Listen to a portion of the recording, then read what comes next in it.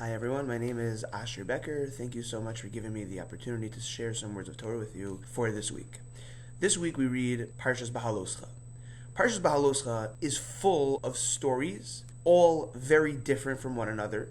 But the first thing to note about Parshat Beha'alotcha is that it is somewhat of a bridge between the opening parshios in Sefer Bamidbar and the remaining parshios to follow. Sefer Bamidbar opens with a long list of names and numbers of people that comprise the larger portion of Klal Yisrael, specifically the Shvatim. And as we read in Bamidbar and Naso, a lot about their numbers and about Shevet Levi and their breakdown in terms of carrying parts of the Mishkan.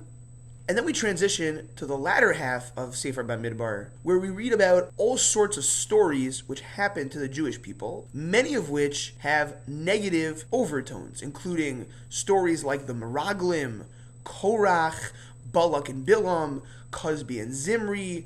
All of these stories, for the most part, negatively reflect things that happen to the Jewish people. And Parshat Beha'alotcha is somewhat of a bridge between these two aspects of Sefer Bamidbar.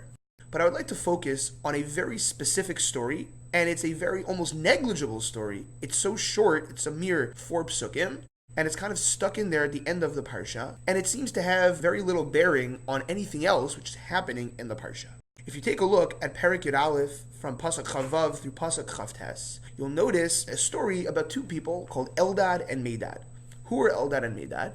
So if you notice in the psukim beforehand, there were 70 Zakanim, 70 elders of the Jewish people, who were given a measure of prophecy. Rashi points out that they were given this measure of prophecy. Only 70 of the 72 were granted prophecy. And Eldad and Medad were the two, based on lottery, who were excluded from that privilege. And the pasuk describes how a certain emissary, a messenger, who Rashi comments was Moshe's own son, Gershom, saw Eldad and Medad prophesying, having nevuah, in the camp inside of the Machane. And he comes running to Moshe, and he says to Moshe, you'll never believe what's going on. He says, Eldad and Medad misnabe'im b'machane. Eldad and Medad are having nevuah. They're having prophecy. At which point Yehoshua, Moshe's star student, who's standing right there, says, Adoni Moshe kila'im, which a little bit difficult to translate, but sounds like my master Moshe, obliterate them, wipe them out, for they are doing something which is apparently so egregious. To which Moshe responds in Pasuk Chavtes, Umi yitain es kol am Hashem nivim. Moshe says, if only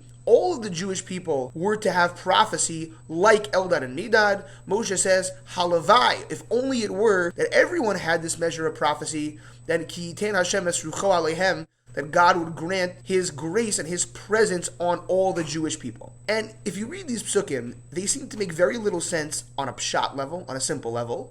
And also, just the conversation between Moshe and Yehoshua regarding the story of Eldad and Medad seems very puzzling. What exactly was going on here?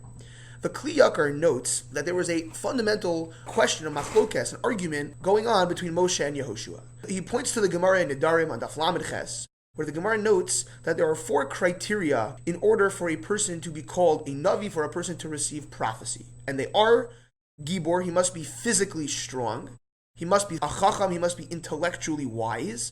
He must be an Anav, he must be humble. And he must be an Ashir, he must be wealthy. And the Gemara in Nedarim notes that Moshe Rabbeinu had all 4 of these things in spades. And the Gemara quotes psukim to that effect to prove this point, that Moshe Rabbeinu had all 4 of these things.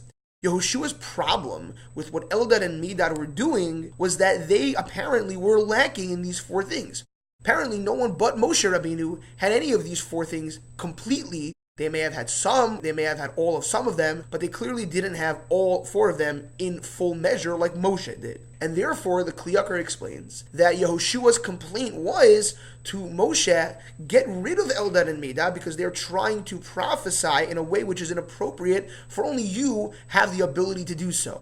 Specifically, the Kli Yakar explains that Moshe Rabbeinu influenced divinely the 70 other elders to have measures of prophecy. As the pasuk previously quoted, Vayotzel min haruach, Moshe influenced, or he gave some of his own shefa, his own abundance of prophecy to the other zakanim, to the other elders, and they were able to prophesy only as a function of Moshe Rabbeinu's own greatness.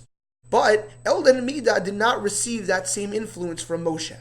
However, the Kli Yakar explains that Moshe's answer gets to the core of something very important for each and every one of us. And that is, Moshe says to Yehoshua, Vatanach alehem haruach, that Eldad and Medad's prophecy is not coming from me, but rather Hashem is bestowing His presence on Eldad and Medad directly. And therefore the Kli Yakar explains that it's only when Moshe is bestowing his greatness and his measure of prophecy on you that you need to have all four of these criteria, like apparently these 70 elders did.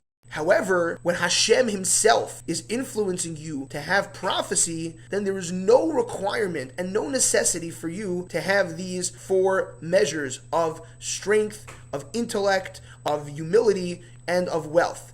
In fact, the Kli Yakar notes that anyone can receive prophecy directly from Hashem, no matter what their physical or intellectual capabilities are. I think that this idea of the Kli Yakar regarding Eldad and Medad, Moshe's response to Yehoshua, is a crucial lesson for all of us. We can all take a lesson from Eldad and Medad that we don't have to be perfect in everything.